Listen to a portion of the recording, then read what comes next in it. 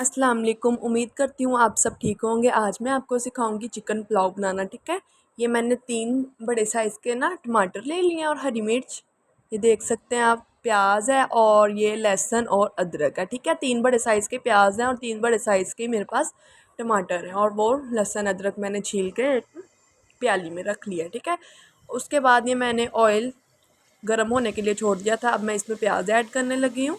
प्याज को हमने फ्राई करना है। ठीक है, ये देखें मीडियम फ्लेम पे, ना लो होनी चाहिए फ्लेम ना हाई। ठीक है, एक साइड पे मेरा प्याज फ्राई हो रहा है और उतनी देर मैं ये सारी चीज़ें ना ग्राइंड करने लगी हूँ। ठीक है, ये देखें मैंने हरी मिर्च भी इसमें ऐड कर दी है, टमाटर भी ऐड कर दिए हैं, लहसुन अदरक, और 1 कप मैं इसमें पानी डालूँगी और इसका मिक्सचर बना के एक साइड पर रख लूँगी। ठीक है, ताकि जब मुझे ज़रूरत होगी ना मैं जल्दी जल्दी से फिर उसमें ऐड कर लूँगी। ये देखें मैंने 1 कप पानी ऐड किया है। अब मैं इसको ग्राइंड करके एक बाउल में डालने लगी हूँ। ये देखें आप। ठीक है, ये एक बाउल में मैंने सारा मिक्सचर जो है ना वो रख लिया है। अब ये जो प्याज है इसको हम फ्राई कर रहे हैं अच्छी तरह से, गोल्डन करना है हमने इसका, डार्क गोल्डन कलर है ना। जब हमने वो सालन बनाना होता है फिर हमने लाइट सा कलर देना होता है प्याज को, जब हमने चावल बनाने होते हैं फिर हमने ज़रा डार्क कलर देना होता है चावलों के लिए प्याज को। ठीक है, डार्क कलर।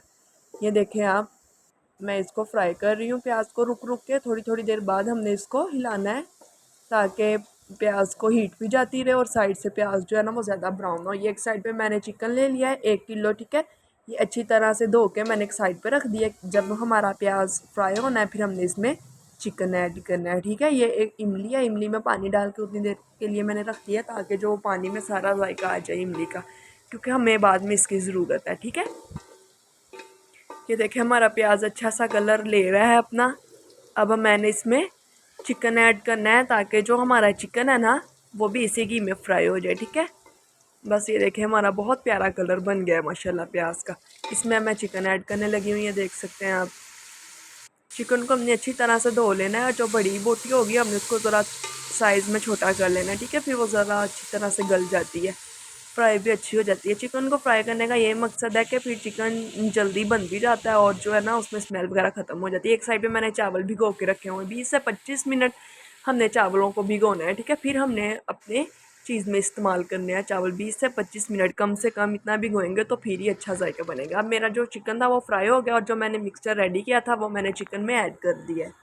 ठीक है, ये मेरे पास मसाले हैं, 2 चम्मच बड़े नमक के हैं, 1 टीस्पून जो है वो ज़ीरा है मेरे पास, हाफ़ टी स्पून मेरे पास सूखा धनिया है और हाफ़ टी स्पून मेरे पास है गरम मसाला, और 1 चम्मच मैंने बिरयानी मसाले का लिया है, और 1 चम्मच रेड चिली है, और 1 चम्मच काली मिर्च है मेरे पास। ठीक है, ये सारी चीज़ें जो हैं वो मैंने इसमें ऐड कर दी हैं। नमक, मिर्च, ज़ीरा है, सूखा धनिया और गरम मसाला है, और मेरे पास था बिरयानी मसाला 1 चम्मच। ठीक है, सबकी क्वांटिटी भी मैंने आपको बता दी है। 4 ग्लास चावल है जिनकी मैं रेसिपी आपको उसके साथ शेयर कर रही हूँ। 4 ग्लास मतलब एक किलो में 3 ग्लास होते हैं। ठीक है, 4 ग्लास है 1.25 किलो चावल की मैं आपके साथ रेसिपी शेयर कर रही हूँ। ठीक है, ये देखें माशाल्लाह। अब हमने इसकी भुनाई करनी है। जो हमने मिक्सचर ऐड किया ना इसमें, उसमें पानी डाला था ना वो सारा पानी हमने खुश्क करना है, फिर मैं आपको अगला स्टेप बताऊँगी। ठीक है, कुछ ही देर में जो हमारी इमली है वो मैं इसमें ऐड कर दूँगी, मगर मैं इसकी भुनाई कर रही हूँ। ये देखें इमली मैंने इसमें ऐड कर दिया ताकि इमली जो है वो हमने एंड पे जब हमारे मसाले की भुनाई होने वाली होगी फिर हमने इमली को ऐड करना है। ठीक है, हमने पहले ऐड नहीं करना, ताकि उसकी जो मतलब कि खट्टी करने के लिए हम डालते हैं वो खटास जो है ना उसकी वो उसके अंदर शामिल रहे। अगर हम पहले डाल देंगे फिर तो वो भून भून के उसका जायका ख़त्म हो जाएगा। और ये 4 इलायची मैंने इसमें ऐड किया ताकि चिकन वगैरह की कोई स्मेल ना आए। कुछ इस तरह चावलों में इलायची अच्छी लगती है, चिकन वाली कोई भी चीज़ हो उसमें आप 3 इलायची ऐड कर दें, बिल्कुल भी किसी चीज़ की स्मेल नहीं आएगी। ठीक है, खुशबू आती है अच्छी सी। ये देखिए मैं इसकी भुनाई कर रही हूँ, हमारा घी जो है वो ऊपर आ रहा है मसाले के ऊपर जो मैंने इसमें ऐड किया था। हमारी भुनाई का तब हमें पता चल जाता है जब वो घी ऊपर आ जाता है। ठीक है, अब मैंने इसमें पानी ऐड किया है। ठीक है, 4 ग्लास चावल थे, 5.5 ग्लास मैंने इसमें पानी के ऐड कर दिए हैं। ठीक है, पानी में उबाल आने तक हम रुक जाएंगे। ये देखें जो पानी में जब उबाल आ जाएगा फिर हमने इसमें चावल जो हमने गीले किए हुए हैं ना वो हमने इसमें ऐड करने हैं। ठीक है, अब मैं चावलों का जो पानी है वो उतनी देर उतार लेते हैं। ये देखें मैंने चावलों का पानी उतार लिया सारा, ताकि जब हमारे पानी में उबाल आए हम जल्दी जल्दी से अपने चावल इसमें ऐड करते हैं।